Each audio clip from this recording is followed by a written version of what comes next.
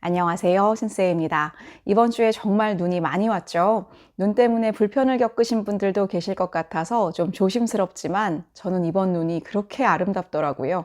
저희 학교 바로 옆에 공원이 있습니다. 학교 밖으로 바라보는 풍경이 꼭 그림 같더라고요. 수묵화 보는 것 같았습니다. 제가 이때쯤 읽고 있었던 책이 한강 작가님의 흰이었습니다. 저의 독서 운빨이 이 정도입니다. 의도한 게 아닌데 어떻게 흰을 읽고 있는데 흰눈이 오냐고요. 그래서 그랬는지 진짜 이번에 너무너무 좋았습니다. 이 책이 사실 제게는 좀 어려울 것 같다고 생각했었는데요. 제가 한강 작가님의 책을 4권 정도 읽었다고 말씀드렸습니다. 읽은 순서대로 말씀드리면 채식주의자, 작별하지 않는다, 소년이 온다, 그리고 히라버 시간을 읽었는데요. 이 흰을 읽고 나니까 이 흰이야말로 한강 작가님 작품 세계의 정수를 보여준다는 생각이 들었습니다. 오늘은 흰에 대해서 이야기해 보도록 하겠습니다.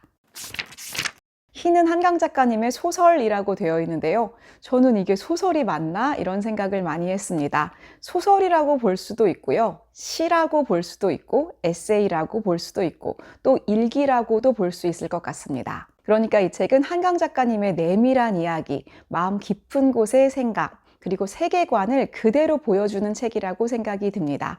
이 책은 소설의 형식이라기보다는요, 어떤 짧은 메모의 모음이라고 느껴지기도 하고요. 또 이 책의 여러 가지 뒤에 이야기들을 읽다 보니까 기도와 같은 책이다라는 말이 있었는데, 정말 맞는 것 같습니다. 저는 앞서 4권의 책을 읽고 나서 이 책을 읽었는데요. 이 책을 읽고 나서 한강 작가님의 작품 세계와 세계관을 좀 더 크게 조망해 볼 수 있었습니다. 한강 작가님을 이해하고 싶다면 흰을 추천드립니다. 작품의 제목인 흰에 대해서 작가님은 하얀과 흰이라는 단어를 구별해서 말씀하십니다. 하얀이라는 단어는 하얀색, 말 그대로 그냥 하얀색을 의미한다면 흰이라는 단어에는 삶과 죽음이 내포되어 있다고 말씀하세요. 한국인이라면 누구나 공감할 만한 그런 말씀이라고 생각합니다. 하얀 눈과 흰 눈, 뭔가 뉘앙스가 크게 다르다고 느껴지실 거예요. 그래서 흰이라는 단어에는 뭔지 모를 슬픔이 묻어나기도 합니다. 이 책은 말 그대로 흰 것에 대해서 쓰신 책인데요. 이렇게 말씀하십니다. 흰 것에 대해 쓰겠다고 결심한 봄에 내가 처음 한 일은 목록을 만든 것이었다. 강보, 베네옷, 소금, 눈. 이렇게 목록을 나열하고 계신데요. 이것들이 목차가 됩니다. 한 단어 적어갈 때마다 이상하게 마음이 흔들렸다. 이 책을 꼭 완성하고 싶다고. 이것을 쓰는 과정이 무엇인가를 변화시켜 줄 것 같다고 느꼈다. 환부의 발을 흰 연고, 거기에 덮을 흰 거즈 같은 무엇인가가 필요하다고. 그러니까 작가님은 이 흰 것에 대해서 글을 쓰겠다고 결심하셨을 때 상처를 치유할 무엇인가에 대해서 쓰고 싶다고 생각하셨던 것 같습니다. 그런데 생각이 변하세요. 어떤 의미가 있을까? 이 단어들을 들여다보는 일엔 활로 철연을 켜면 슬프거나 기이하거나 새된 소리가 나는 것처럼 이 단어들로 심장을 문지르면 어떤 문장들이건 흘러나올 것이다. 그 문장들 사이에 흰 거즈를 덮고 숨어도 괜찮은 걸까? 그러니까 이 흰 단어들로 마치 거즈처럼 상처를 치유하는 데 써도 괜찮은 걸까? 라고 생각하고 계세요. 단순하게 상처를 치유하는 것만으로 괜찮은 걸까? 질문에 답하기 어려워 시작을 미루었다. 8월부터는 이 낯선 나라의 수도로 잠시 옮겨와 새를 얻어 살기 시작했다. 2달 가까이 시간이 더 흘러 추워지기 시작한 밤, 익숙하고도 지독한 친구 같은 편두통 때문에 물 한 컵을 데워 알약들을 삼키다가 깨달았다. 어디로 숨는다는 건 어차피 가능한 일이 아니었다는 것을. 한강 작가님은 이 책의 1, 2부를 폴란드의 바르샤바에서 쓰셨습니다. 이 낯선 도시에서 이 단어들을 생각하면서 그리고 편두통을 느끼면서 고통을 느끼면서 이 두통에 대한 이야기는 작별하지 않는다에서도 자세하게 묘사되어 있는데요. 이 지독한 고통을 느끼면서 생각하십니다. 이 흰 단어들로 상처들을 그저 싸매거나 가릴 수만은 없다는 것을. 도대체 작가님은 무엇이 그토록 고통스러운 것일까요? 한강 작가님의 책을 읽고 있으면 공통적으로 느껴지는 것은 사실상 고통입니다. 이렇게 고통스러운 세상, 그리고 고통스러운 삶, 이것을 좀 치유해보고자 흰 것을 떠올렸으나 숨을 수는 없다는 것을 발견합니다.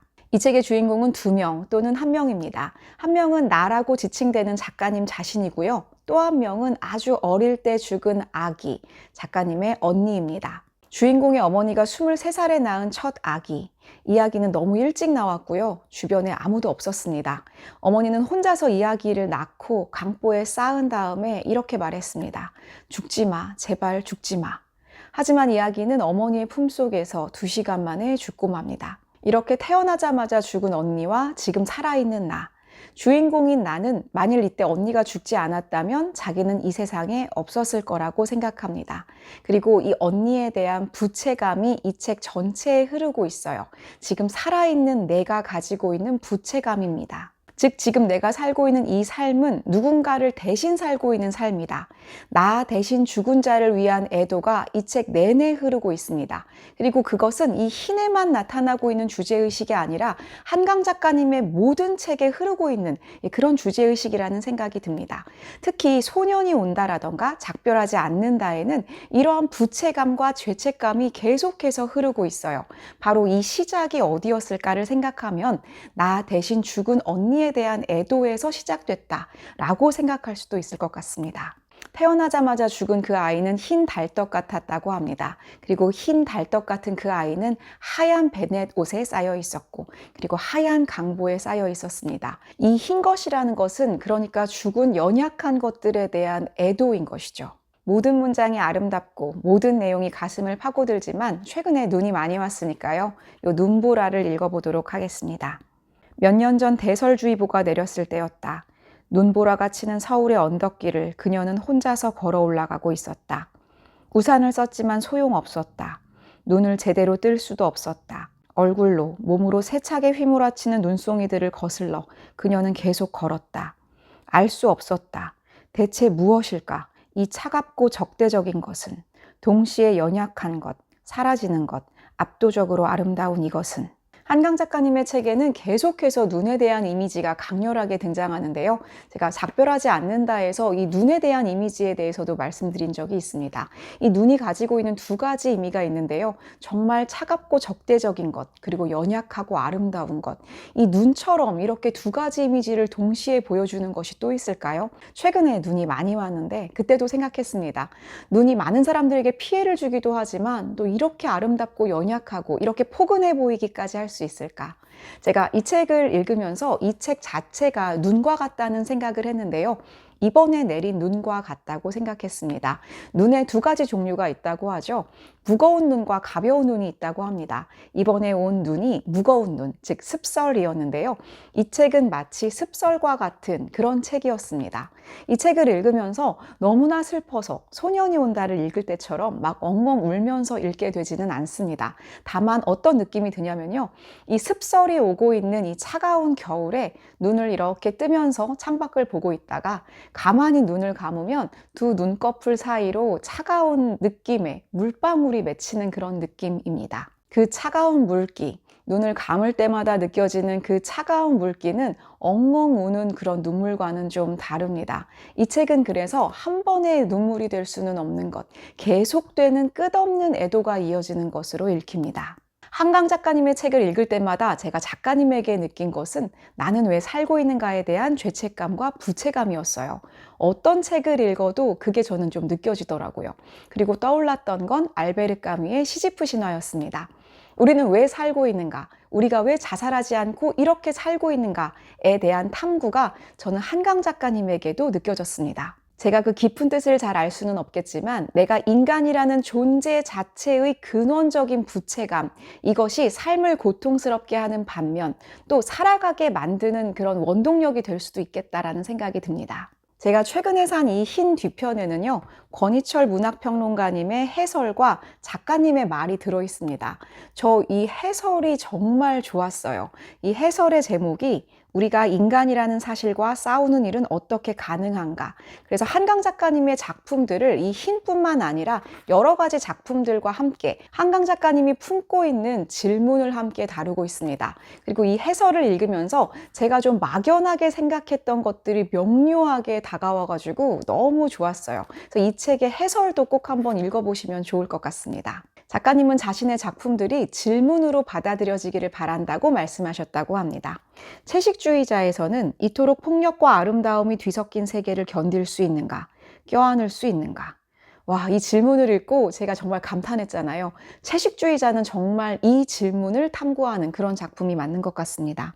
삶을 살아내야만 한다면 인간의 어떤 지점을 바라볼 때 그것이 가능한가? 히라버 시간. 여기서도 무릎을 탁 쳤어요.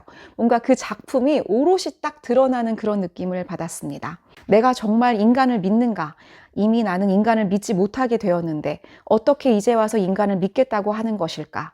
소년이 온다에서 작가님이 가지고 계신 질문이었습니다. 인간이 이토록 폭력적인데 역사를 볼 때도 마치 인간의 DNA에 폭력성이 깃들여 있는 것만큼 이런 인간인데 내가 과연 이런 인간을 믿을 수 있는가? 인간을 끼워안을 수 있는가? 그리고 내가 인간이라는 것을 받아들일 수 있는가? 그래서 채식주의자의 영예는 인간이 아니라 나무가 되고 싶어 하는 것이죠.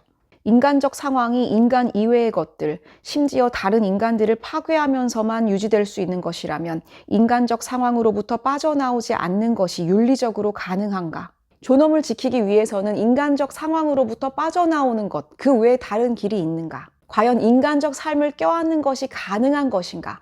한강 작가님의 모든 작품에는 이 질문이 들어있다고 볼 수 있습니다. 올해 제가 학교에서 세계사를 가르치고 있는데요. 지금 2차 세계대전을 가르치고 있습니다. 저는 한강 작가님과 똑같은 질문을 하게 됩니다.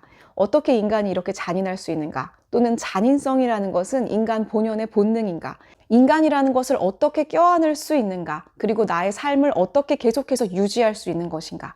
이런 질문을 할 만큼 너무나 끔찍한 역사적 사건들이 많습니다. 한강 작가님이 흰의 1, 2부를 쓴 도시는 폴란드의 바르샤바입니다. 바르샤바는 히틀러에 의해서 도시의 95%가 파괴된 그런 도시고요. 정말 많은 사람이 학살된 그런 도시입니다. 이 바르샤바가 학살되고 파괴된 이런 모습들을 한강 작가님이 보면서 이것이야말로 흰 도시구나라고 생각합니다. 그리고 이 도시에서 죽은 언니를 생각합니다.